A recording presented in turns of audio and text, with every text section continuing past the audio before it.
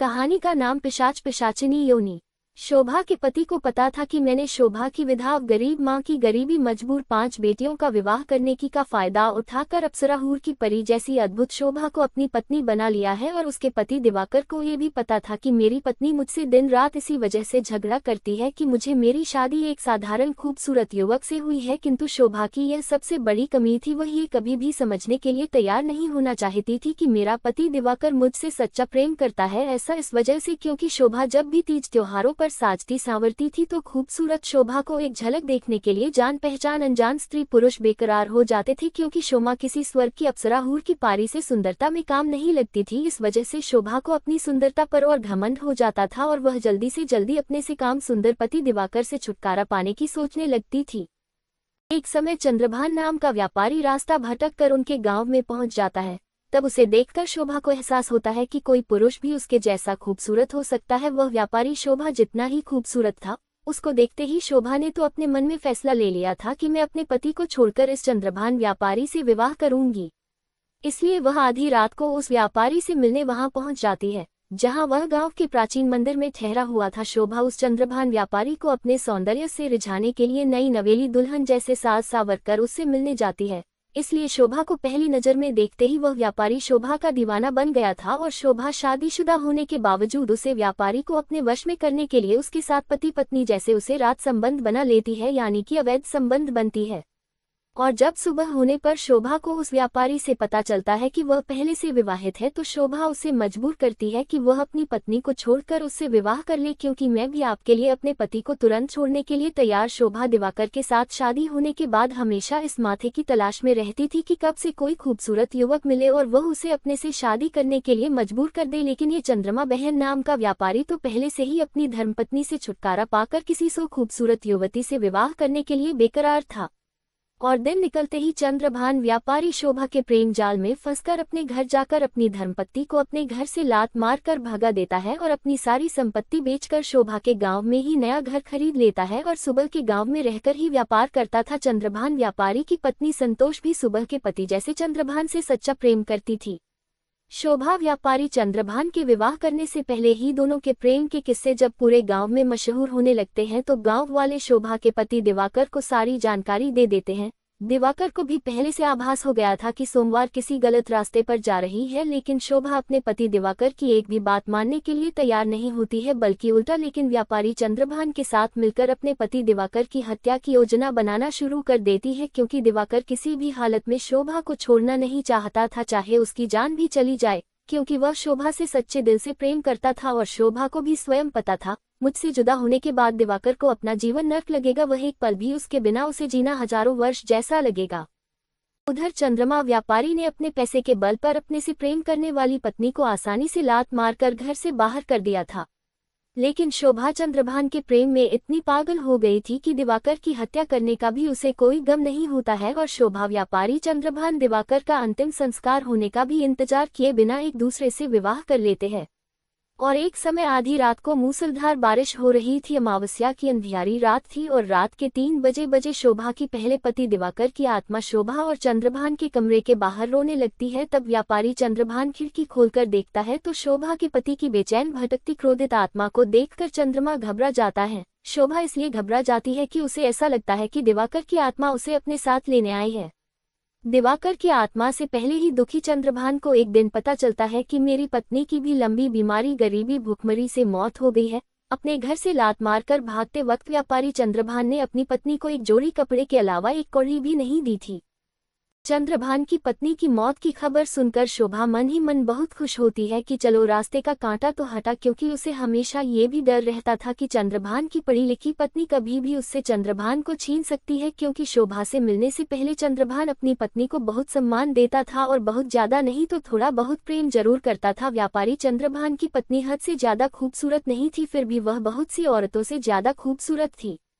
और एक रात जाड़े के मौसम में शोभा के पुराने पति दिवाकर की आत्मा चंद्रभान शोभा के घर के आगे रो रही थी। तभी अचानक उसके रोने की आवाज बंद हो जाती है और एक महिला के रोने की आवाज आने लगती है। तब चंद्रभान शोभा धूप कोहरे में बड़ी मुश्किल से ध्यान से खिड़की खोलकर देखते हैं तो उसके पति दिवाकर की आत्मा के साथ बैठकर चंद्रभान की पत्नी की आत्मा भी दुखी होकर रो रही थी।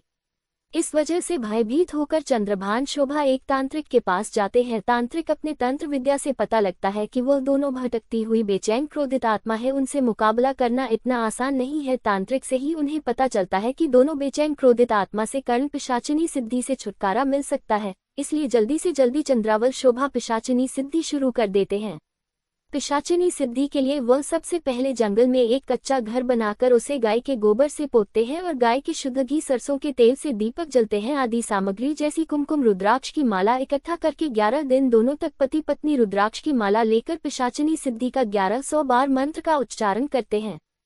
कर्ण पिशाचिनी सिद्धि करने के बाद कान के पास एक अलौकिक आवाज आती है। वह आवाज आपका भूतकाल, वर्तमान काल, भविष्य सब कुछ बता सकती है और कर्ण पिशाचिनी अपने भूत प्रेतों को भेजकर साधक को किसी भी भयानक बेचैन भटकती प्रेत आत्मा से मुक्ति दिला सकती है और भी कई साधक के महान कार्य संपूर्ण कर सकती है।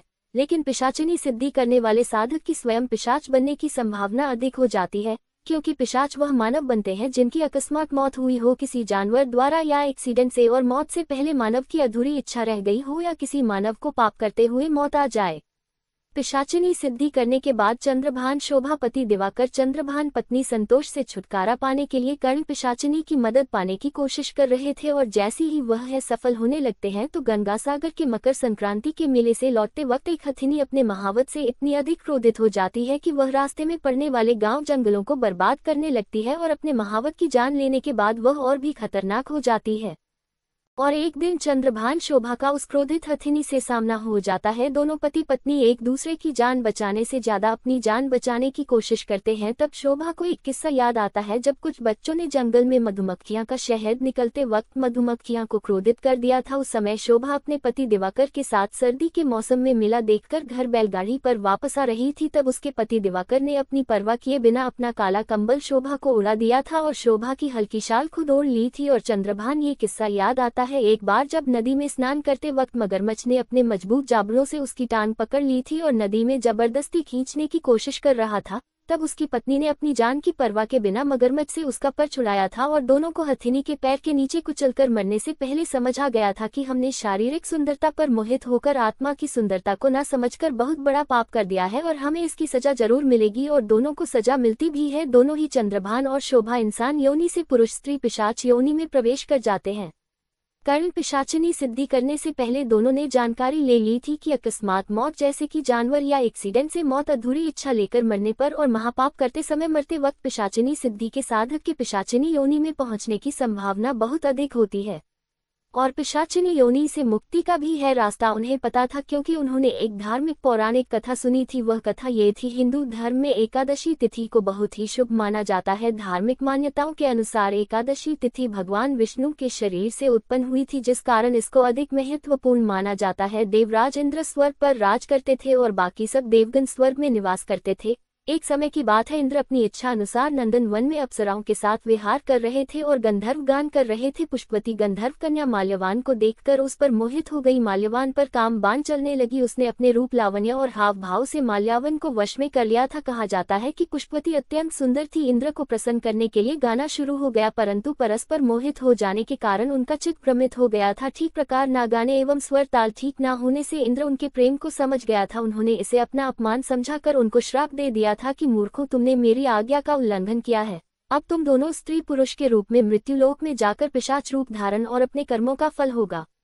इंद्र का श्राप सुनकर वह अत्यंत दुखी हुए थे तथा हिमालय पर्वत पर दुखपूर्वक अपना जीवन व्यतीत करने लगे थे। यहाँ उन्हें महान दुख मिल रहे थे। उन्हें एक क्षण के लिए भी निद्रा नहीं आती थी। अत्यंत शीत होने के कारण उनका जीवन व्यतीत करना और कठिन हो गया था। तभी उसे दौरान दैव्य योग से माघ मास में शुक्ल पक्ष की जया नामक एकादशी आई, जिस दिन उन्होंने भोजन नहीं किया और न कोई पाप कर्म ही किया, केवल फल फूल खाकर अपना दिन व्यतीत किया। सांकाल के समय महान दुख से पीपल के वृक्ष के नीचे बैठ गए। उस समय भगवान सूर्य अस्त हो रहे थे। रात अत्यंत ठंड होने के कारण दोनों शीत से अति दुखित होकर मृतक के समान आपस में चिपटे पड़े रहे। उसे रात्रि को उन्हें निंद्रा भी नहीं आई। माघ मास के शुक्ल पक्ष की जया एकादशी के अवसर पर उपवास और रात्रि के जागरण के शुभ प्रभाव से अगले ही दिन प्रभात होते ही उनकी पिशाच योनि छूट गई थी। इसके बाद उन्होंने अत्यंत सुंदर गंधर्व और अप्सरा की देह धारण कर सुंदर वस्त्र आभूषणों से अलंकृत होकर स्वर्ग लोक को प्रस्थान किया। भगवान विष्णु की कृपा और जया एकादशी